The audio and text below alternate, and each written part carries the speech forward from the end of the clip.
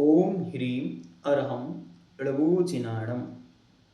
गाथा नंबर 460 केवल ज्ञान का निरूपण करते हैं। केवल ज्ञान कैसा है? तो कहते हैं संपूर्णम तु समग्रम केवल मसवत्त सब मावकयम लोया लोय वितिविरम केवल राणम मुनि दब्बम। संपूर्णम तु समग्रम केवलमसवत्त सभ्यमावगयं लोयालोय वितिमिरं केवलनाणं मुनिदब्बम्। केवल नाणम केवल ज्ञान कैसा कहा? मुनिदब्बम मंतव्यम जानना चाहिए। कैसा जानना चाहिए? संपूर्णम संपूर्ण, समग्रम समग्र, केवलम अर्थात केवल, केवल से अशाह सहायता से रहित है। फिर असवत्तम अर्थात असमत्तम, असवत्तम है और दूसरी जगह पे इसी को पाठांतर से असवत्त शब्द भी मिलता है और संस्कृत छाया में असंपन्नम इस प्रकार से भी मिलता है। ठीक है। फिर सब मावगयम अर्थात सभी भावों को लिए हुए है, संपूर्ण पदार्थों को जिसने ग्रहण कर लिया है। और कैसा है? तो लोया लोय वितिमिरम, लोक और अलोक के तिमिर को वि अर्थात रहित कर देने वाला है। ऐसा केवल नाणम केवल ज्ञान मुनियब्बम जानना चाहिए। तो केवल ज्ञान कैसा है? यह केवल ज्ञान संपूर्ण समग्र, केवल मतलब असाह, प्रतिपक्ष रहित, असवत्तम या असंपन्नम ऐसा शब्द दिया है। उसका अर्थ है प्रतिपक्ष रहित, पक्ष से रहित मतलब उसका कोई विरोधी अपोजिट नहीं है। सर्व पदार्थगत संपूर्ण पदार्थों को ग्रहण करने वाला है और लोक अलोक में अंधकार रहित होता है अर्थात तीनों लोकों में उससे कुछ भी छिपा हुआ नहीं है, इस प्रकार से वह है। यह ज्ञान समस्त पदार्थों को विषय करने वाला है और लोकालोक के विषय में आवरण रहित है तथा जीव द्रव्य की ज्ञान शक्ति के जितने अंश हैं वे यहाँ पर संपूर्ण व्यक्त हो गए हैं, इसलिए उसको केवल ज्ञान को संपूर्ण कहते हैं। मोहिनी और वीर अंतराय का सर्वथा क्षय हो जाने के कारण यह अप्रतिहत शक्ति युक्त है। अप्रतिहत मतलब जिसको कोई घात नहीं सकता, अब जिसको कोई नष्ट नहीं कर सकता, जिस पर अब कोई आवरण नहीं पड़ सकता, और निश्चल है, नित्यम, अद्भुतम, निष्कंपम, क्या? नित्या प्रकंपाद्भुत केवलौघा। तो नित्यम नित्य है, निश्चल है, चलयमान नहीं होता, और कैसा है? अद्भुतम अद्भुत है, अतएव उसको समग्र कहते हैं। इंद्रियों की सहायता की अपेक्षा नहीं रखता, इसलिए उसे केवलम केवलम असाह्यम। भगवान पूज्यपाद देव सर्वासिद्धि में लिखते केवल का अर्थ असाह है। अब उसे किसी की सहायता की आवश्यकता नहीं है, इंद्रियादि की भी सहायता वह लेता नहीं, उनकी सहायता से भी रहित हो गया है। प्रकाश आदि की भी सहायता उसे अब चाहिए नहीं। फिर चारों घातियां कर्म के सर्वथा क्षय उत्पन्न होने के कारण वह क्रमकरण और व्यवधान से रहित, फलता युगपत और समस्त पदार्थों के ग्रहण करने में कोई बाधक नहीं होने से इसलिए उसको असपन्न प्रतिपक्ष रहित कहते हैं। असवत्त शब्द दिया है, उस असवत्त शब्द का अर्थ है असंपन्नम अथवा असंपतता प्रतिपक्ष से रहित। इस प्रकार वह केवल ज्ञान है। और केवल ज्ञान की महिमा तो जगत में सर्वत्र व्याप्त है। सर्वत्र आप उसकी महिमा को देख सकते हैं।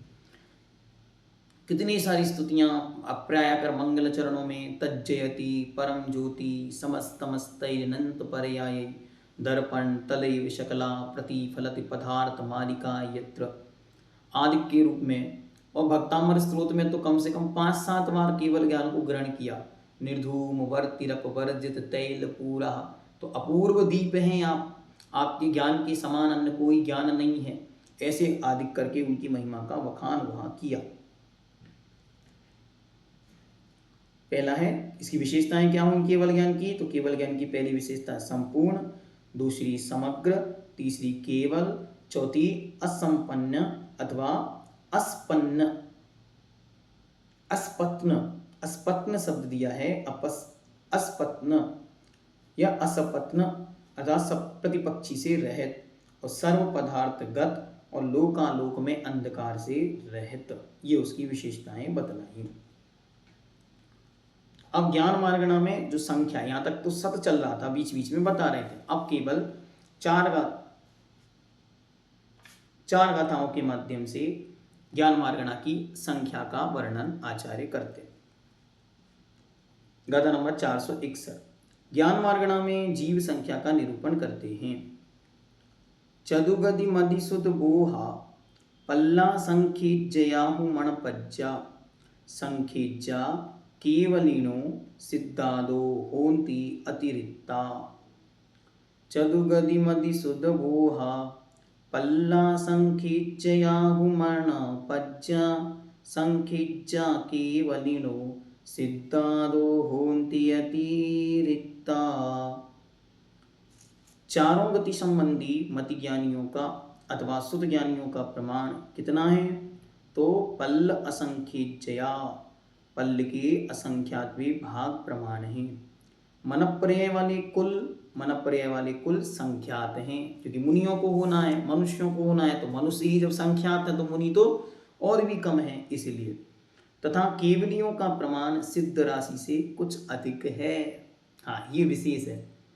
कोई कहेगा इतने सारे केवली कैसे हो गए, केवलियों का प्रमाण कैसा है, तो सिद्ध राशि से कुछ अधिक है। सिद्ध राशि में जिनकी अरिहंतों की संख्या मिलाने से केवलियों का प्रमाण होता है। तो सिद्ध राशि में ऊपर तो सिद्ध जितने हैं तो हैं, नीचे जितने अरिहंत हैं वे भी केवली हैं, तो दोनों को मिला देंगे तो केवल ज्ञान का प्रमाण निकल आता है। समझ में आया? केवल ज्ञान का प्रमाण कैसे निकाल रहे हैं, सिद्ध तो केवल ज्ञानी है ही, नीचे जो अरिहंत हैं, केवली हैं, सामान्य केवली, उनको भी ग्रहण करना है, तो दोनों को मिला देते, तो सिद्धों से कुछ अधिक है। सिद्धादो होन्ति अतिरिक्ता, ऐसे जानो। चदुगदि मदिसुद वोहा, चारों मतियों में मति और श्रुत ज्ञानियों की संख्या कितनी है, पल्ल असंख्यजया, पल्ल का असंख्यातवा भाग प्रमाण है। फिर मणपज्जा संख्यज्जा, मणपर्यायों की संख्यात है। और केवलिनो, केवली भगवान की, केवल ज्ञानियों की कितनी है, तो कह रहे हैं सिद्धादो होन्ति अतिरिक्ता, सिद्धों से कुछ अधिक है। तो सिद्ध भगवान लेने हैं और कुछ अधिक में वर्तमान के अरिहंत लेने हैं। ठीक है, अब कोई पूछ नहीं लेना कि वर्तमान के अरिहंत कौन है, तो जो सीमंदर आदि की आप पूजन करते हैं, तो उनके तो आप 20 विद्वान 20 तीर्थंकर को तो जानते ही हैं, उनके सम्मुचरण आदि में भी कितने ही केवली होंगे, अथवा और अन्य विधेय क्षेत्रों में भी केवली होने में कोई बाधा नहीं। विजयात के पर्वतों पर केवली होने में कोई बाधा नहीं, तो वहां भी केवल ज्ञानी अवस्थित हैं, उन सबको ग्रहण करना। आगे 462, ओहि रहिदा तिरिक्खा मदिणाणी असंख भागगा मणुगा संख्येज्जा तणुदा तदूणा मदिणाणी ओहि परिमाणम। ओहि रहिदा तिरक्खा मदिणाणी असंख भागगा मणुगा संख्येज्जा तणूणा मदिणाणी ओहि परिमाणम। अवधि ज्ञान रहत त्रियंच, मति ज्ञानियों की संख्या के असंख्यात भी भाग प्रमाण हैं, और अवधि ज्ञान रहत मनुष्य संख्यात हैं, तथा इन दोनों की राशियों को मति ज्ञानियों के प्रमाण से घटाने पर जो शेष रहे उतने ही अवधि ज्ञानियों का प्रमाण है। अवधि ज्ञानी कितने हैं, अगर कोई प्रश्न पूछे तो कह रहे हैं अवधि ज्ञान रहित त्रियंच मति ज्ञानियों की संख्या, मति ज्ञानियों की जितनी संख्या है संख्या के असंख्यात में भाग प्रमाण है, और अवधि ज्ञान रहित मनुष्य संख्यात हैं, तथा इन दोनों की राशियों को मति ज्ञानियों के प्रमाण से, जितना मति ज्ञानियों का टोटल प्रमाण है, टोटल प्रमाण कितना है, पल्ल के असंख्यात विभाग प्रमाण, उसमें से घटा देने पर जो शेष रहे तो वह अवधि ज्ञानियों का प्रमाण बचेगा। आगे 463 पल्ला संख घणांगुल हदसेनी तिरिक गति विभंग जुदा नड़सहिदा किंचूण चदुगति विभंग परिमाणम। पल्ला संख घणंगुल हदसेनी तिरिक गति विभंग जुदा नड़सहिदा किंचूण चदुगति विभंग परिमाणम। पल्ल के असंख्यातवें भाग से गुणित घनांगुल का और जगत श्रेणी का गुणा करने से जो राशि उत्पन्न हो उतनी त्रियंच, और संख्यात मनुष्य घनांगुल के द्वितीय वर्गमूल से गुणित जगत श्रेणी प्रमाण नारकी तथा सम्यक दृष्टियों के प्रमाण से रहित सामान्य देव राशि, इन चारों राशियों के जोड़ने से जो प्रमाण हो उतने विभंग ज्ञानी हैं। विभंग ज्ञानी कितने हैं, तो कह रहे हैं कि पल्ले के असंख्यात भाग से गुणित घनांगुल का और जगत श्रेणी का गुणा करने से जो राशि उत्पन्न हो उतने त्रियंच, और संख्यात मनुष्य और घनांगुल के द्वितीय वर्गमूल से गुणित जगत श्रेणी का प्रमाण नारकी तथा सम्यक दृष्टियों के प्रमाण से प्रमाण जितना आए रहत सामान्य देव राशि, जितनी देव राशि, इन चारों राशियों के जोड़ने से जो प्रमाण आए उतने विभंग ज्ञानी हैं। अब 464 सन्नान राशि पंचय परिहीनो सभ्य जीव राशि हो मदिशुन अन्नाणिनम पत्तेयम होदि परिमाणम। सन्नान राशि पंचय परिहीनो सभ्य जीव राशि हो मदिशुद अन्नाणीनम पत्तेयम होदि परिमाणम। पंच सम्यक ज्ञानी जीवों के, मतलब मति शुद्ध अवधि मनप्रय और केवल ज्ञानियों जीवों के प्रमाण को केवलियों के प्रमाण से कुछ अधिक संपूर्ण जीव राशि के प्रमाण में घटाने पर जो कुछ शेष रहे उतने कुमति ज्ञानी तथा उतने ही कुश्रुत ज्ञानी जीव हैं। कुश्रुत कुमति कितने हुए, तो जितने सम्यक दृष्टि हैं उन सम्यक दृष्टियों के सम्यक ज्ञानों को हटा दो तो जितने बचे वे सब, और उसमें कुछ करेंगे कम, क्योंकि अवधि ज्ञान का पहले प्रमाण दे दिए विभंग ज्ञान का। देखो यहाँ भी अन्नाणीनम शब्द दिया, तो उस प्रकार से जानना चाहिए। इति ज्ञान मार्गणा अधिकारः समाप्तम जाता। इस प्रकार यह विषय आपके सामने पूर्ण रूप से आज ज्ञान मार्गणा पूर्ण हुई। क्रमशः आचार्य महाराज ने चारों ज्ञान का सामान्य संक्षेप किया और चारों ज्ञानों का विस्तार जितना वे कर सकते थे उतना किया।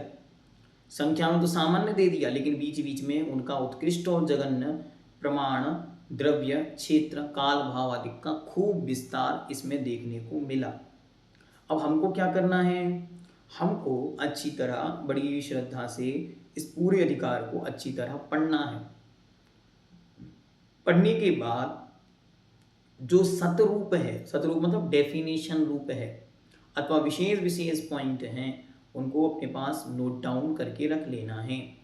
और उसके अलावा जो अधिक विस्तार है वो यद्यपि हमारी बुद्धि का विषय नहीं बन पाता है, तो उसको हमें पढ़ना है, समझना है और समझकर उसे अपने पास सुरक्षित रखना है। ठीक है, प्रश्न किस रूप में बनेंगे उसके लिए हम आपको अगले सत्र में इसकी जानकारी विशेष रूप में दे देंगे कि किन से कैसा प्रश्न बन सकता है अथवा बनने के चांसेस हैं। अभी तक हम लोग क्रमशः ऐसे ही चल रहे हैं। पिछले वर्ष भी बहुत सारा विषय हमने आपके सामने रखा था और लगभग पूरा पेपर उसी विषय में से निकल कर आया था। तो आप लोगों को उस रूप में विषय हम आपको क्रमशः कल आगे की कक्षा में उपलब्ध कराएंगे। प्रश्न है बसंती जी का कि केवल ज्ञान को बहुत शॉर्ट किया, ऐसा क्यों? क्योंकि केवल ज्ञान के लिए बहुत अधिक बोलने को नहीं था। उसका कारण ये है, उन्होंने शब्द दे दिया समग्रम संपूर्णम। अब जो संपूर्ण है वो उसके विषय में क्या बोलें, तो इसीलिए उन्होंने उसके विषय में बहुत अधिक चर्चा नहीं की। क्षय ज्ञान होने से वो अवर्णीय जैसा हो जाता है, उसके वर्णन को कुछ बचता ही नहीं, उदाहरण उसके दे नहीं सकते, तो आदि करके उन्होंने सामान्य कथन में एक गाथा में ही उसको अच्छी तरह से कर दिया। तो संपूर्णम तो समग्रम केवल मसवत्त सब माव गयम लोया लोय वित्तिमरम केवल राणम मुनिदब्बम। इस प्रकार यह ज्ञान मार्गणा पूर्ण हुई। सभी लोग अच्छी तरह ज्ञान की इस विषय वस्तु को जानकर आश्चर्य से अपने आप को भरें कि देखो कैसा ज्ञान है, और उस ज्ञान मार्गणा की चर्चा भी उससे भी विशेष है, कितना विस्तार है। लेकिन अब आप लोग निश्चिंत और निर्विकल्प हो, क्योंकि अब ऐसा कठिन विषय, क्लिष्ट विषय अब नहीं आएगा। अब सामान्य जो सत चल रहा है वो तो चलेगा, संख्या जहां आती है वहां संख्या तो आएगी, इतना प्रमाण ये है, इतनी प्रमाण ये है, इतनी प्रमाण ये है। यहाँ बस ये विषय थोड़ा सा क्लिष्ट था अष्टम वर्ष में। अब आगे इतना कठिन विषय आपको देखने में नहीं आएगा। अब जो कुछ आएगा वो संख्या में आएगा, ये सत में आ गया, सत के साथ आ गया, इसलिए थोड़ा सा कठिन लग रहा था। ठीक है, अब जहां आएगा वो संख्या में ही आएगा, सत में इस तरीके की क्लिष्टता देखने को नहीं मिलेगी। ठीक है, पर्याप्त। जैनम जयतु शासनम।